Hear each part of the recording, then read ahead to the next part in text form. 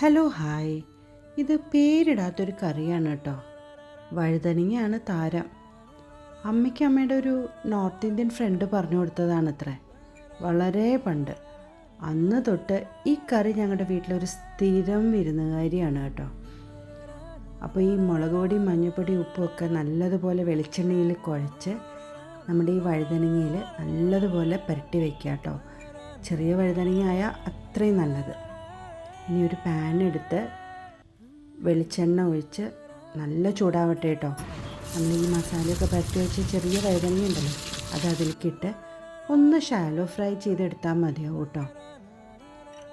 ഇനി ആ ബാക്കി വരുന്ന എണ്ണയിലുണ്ടല്ലോ, കട്ടിക്ക് പുളിവെള്ളം അങ്ങോട്ട് ഒഴിക്കുക. ഒരു അര കപ്പ് പുളിവെള്ളം, കുറച്ച് ഉപ്പ്, കായപ്പൊടി, കരിവേപ്പിൻ്റെ ഇലയും ഒരു അര ഗ്ലാസ്സോളം ചൂടുവെള്ളം ഒഴിച്ച് ഒന്ന് തിളപ്പിച്ചതിന് ശേഷം പുളിയും ഉപ്പും എരിവായി.